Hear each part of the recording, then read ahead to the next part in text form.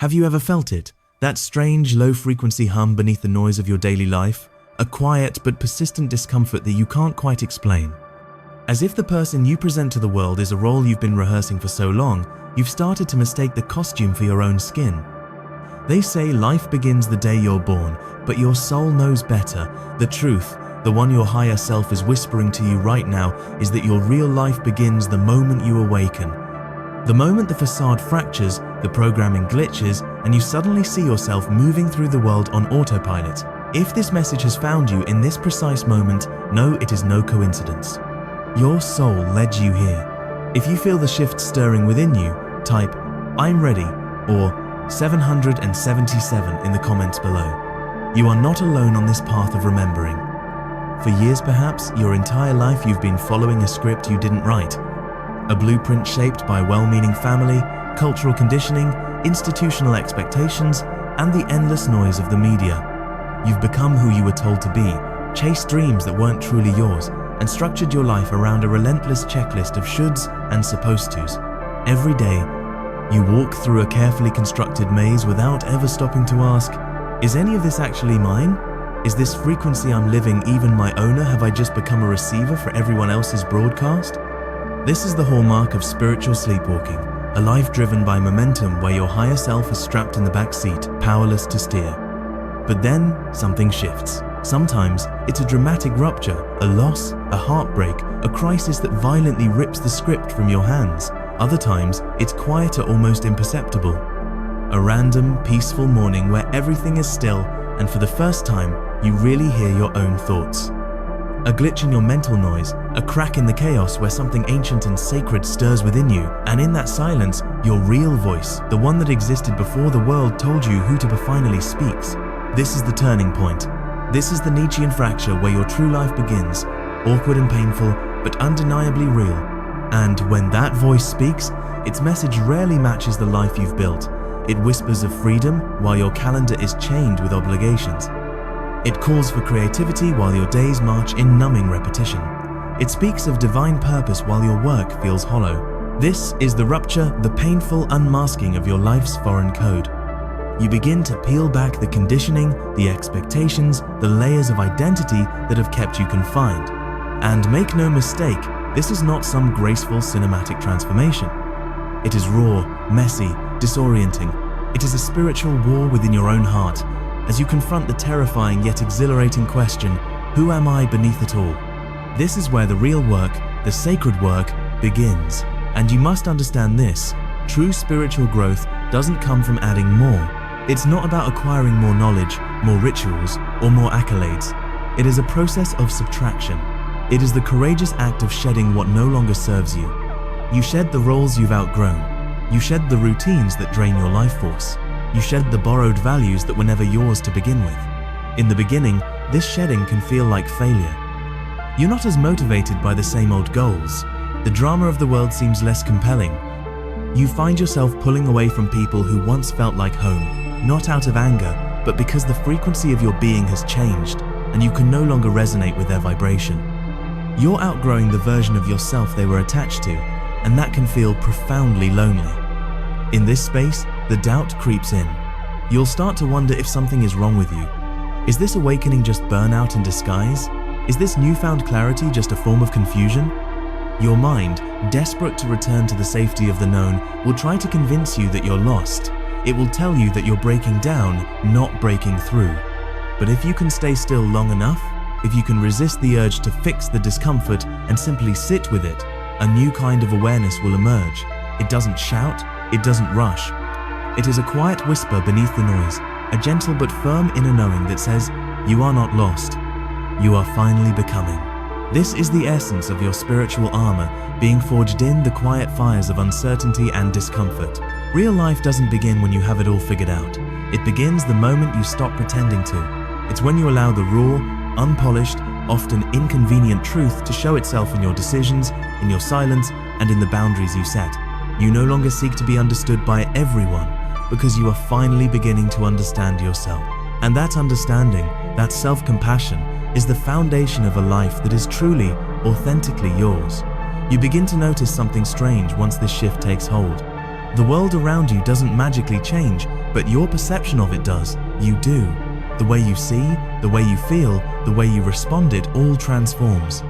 The same conversations that once felt essential now seem hollow.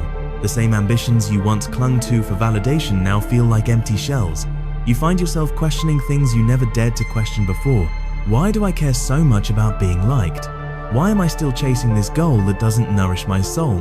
Why am I trying to impress people who don't even truly see me? These questions arrive like waves, not to drown you, but to cleanse you. They are divine messengers sent to help you strip away what was never authentic, what was never aligned with your highest self. And this awakening is not always a dramatic, thunderous event. Sometimes, the most important part of this journey is incredibly subtle. It's in the way you stop defending yourself in arguments that no longer matter. It's in the way you learn to take a deep, conscious breath before reacting to a trigger.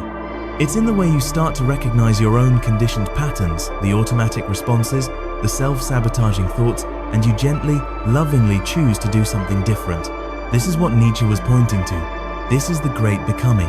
It's not about external success or achieving some form of spiritual perfection. It's about becoming conscious. It's about waking up to your own programming and refusing to be a passive character in the story of your life. It is the moment you reclaim your divine sovereignty. But here's the paradox that no one prepares you for. The more conscious you become, the lonelier it might feel at first. This is a sacred, necessary solitude. As your inner truth deepens, the masks worn by those around you become more transparent, and the energy it takes to engage with inauthenticity becomes harder to tolerate. Shallow conversations start to drain you. Loud, chaotic environments feel like unbearable static. Forced smiles feel like lies against your own soul. This isn't because you're judging others, it's because you're finally in touch with something real within yourself, and that reality makes everything counterfeit feel unbearable. And so, you start to walk a quieter path. This isn't an act of pride, it's an act of profound self-protection. It isn't isolation, it is the creation of sacred space. You need space to hear your own divine guidance without all the interference from the outside world. You need space to rebuild yourself from a place of truth, not from a place of rushing to meet an external deadline. You need the space to ask, deeply and honestly, what kind of life would I build if I stopped performing altogether? And that's when it truly begins.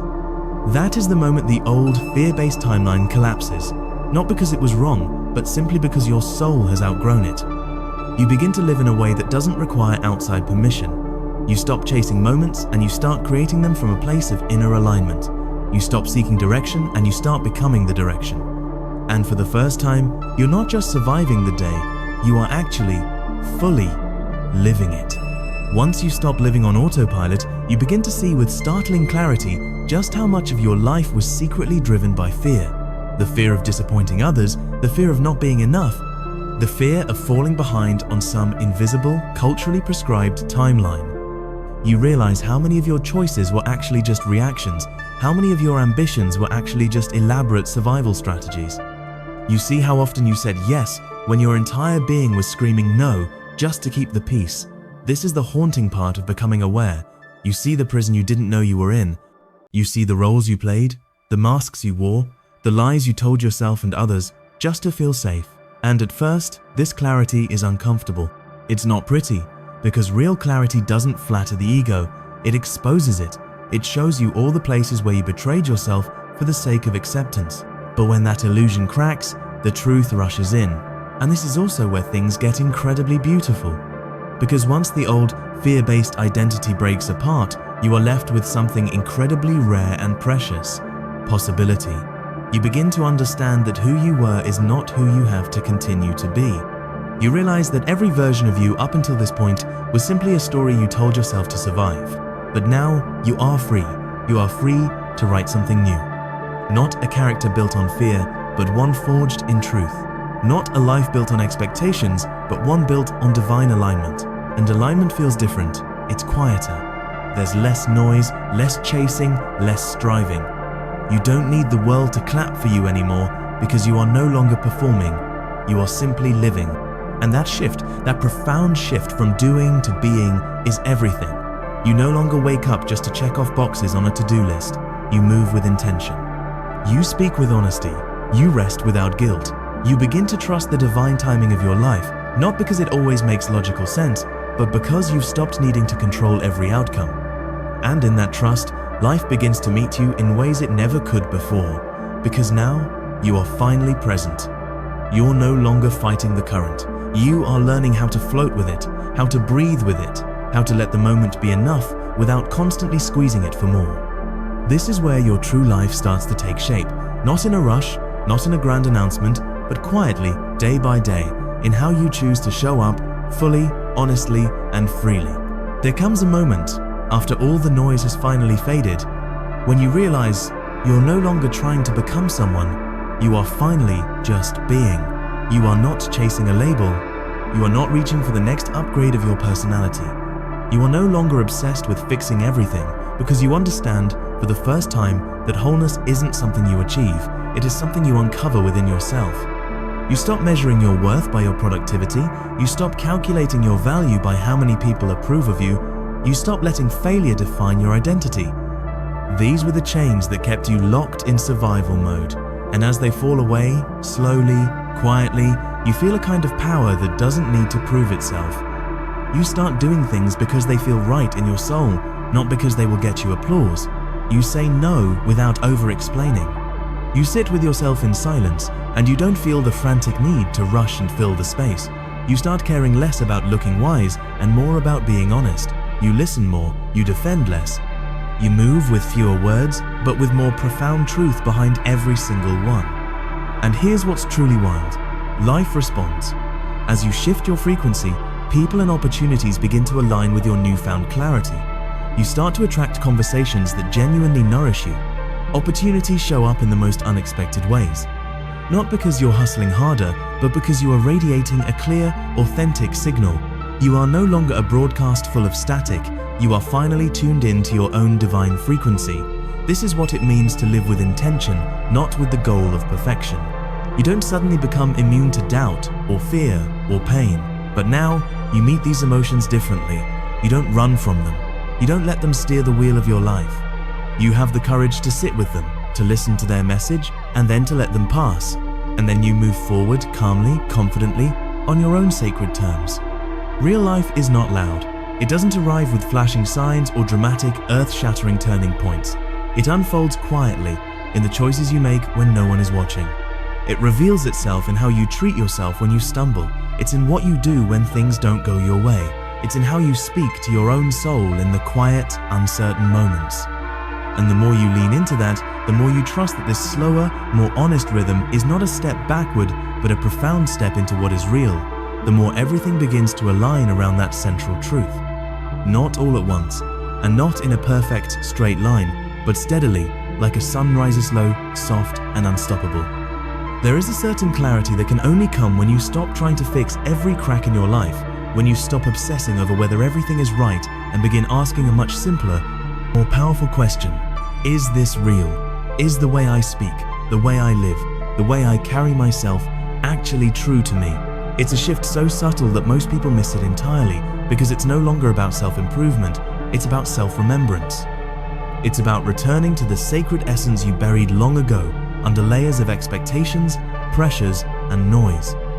And the more you remember who you were before the world told you who to be, the less interested you become in pretending. You don't need to appear strong all the time. You don't need to have all the answers. You don't need to project an aura of certainty in a world that is fundamentally built on change. Real life isn't about looking like you've figured it all out. It's about learning to stand still in the great mystery of not knowing, without crumbling. And from that stillness, something rare begins to grow. Trust. Not blind faith, not hope based on fantasy, but a quiet, grounded trust in your own ability to face whatever comes. Because now, you're not operating from a place of panic. You're not living from a place of urgency. You've let go of the need to grip so tightly. The irony is, when you finally loosen that grip, the right things come to you with more ease. Not because life suddenly becomes effortless, but because you stop resisting the divine flow. You stop overthinking every turn in the road. You stop needing a guarantee before you're willing to take a step. You realize that most of what you feared wasn't the future itself. It was your own doubt about whether you could handle it, but now you know you can. And that knowledge, that deep, unshakable knowing, changes everything. You begin moving with a different energy, quiet confidence. a gentleness in your tone, a calm in your presence. You don't walk into rooms trying to prove your value anymore, you just are. And that kind of presence, the one that is grounded, self-aware, and unforced, is rare. It's magnetic. It doesn't demand attention, but it shifts the energy of the room anyway, because you are no longer trying to be anything. You are finally, powerfully allowing yourself to exist just as you are. And in a world full of masks, that is the most profound thing you can do. At some point on this journey, you'll realize that the version of you who was always trying to keep it all together was never meant to carry that weight alone. You were never meant to force your way through life. You were meant to meet it, to participate in it, to become through it. And now that you've seen a glimpse of what that looks like, now that you've felt what it's like to live from a place of truth instead of tension, the old way just doesn't feel worth it anymore. And maybe you don't have all the answers. Maybe you're still in the middle of it all, still peeling away the layers, still finding your voice, still healing the old wounds. That's okay. No one said this path would be easy, but it is real, it is alive, and that is what matters. Because real life doesn't happen on the surface. It doesn't happen when you're pretending. It doesn't happen in your highlight reel. It begins in the quiet. It begins in the questions. It begins in the small sacred moments where you choose honesty over habit. This, right now, could be the moment everything changes for you.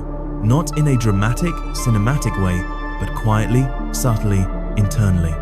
A shift that begins not with a plan, but with a choice. To stop performing, to stop forcing, to start listening, and to start living a life that actually feels like yours. If you felt something in this message resonate, even just for a moment, don't brush it aside. Don't scroll to the next distraction and let this moment fade. Sit with it. Let it stay a little longer. Let it echo. And when you're ready, let your soul speak. Drop a comment below. Let this space be your marker, your beginning. A signal to yourself that you are not going back to autopilot. This is your life. And it is just beginning.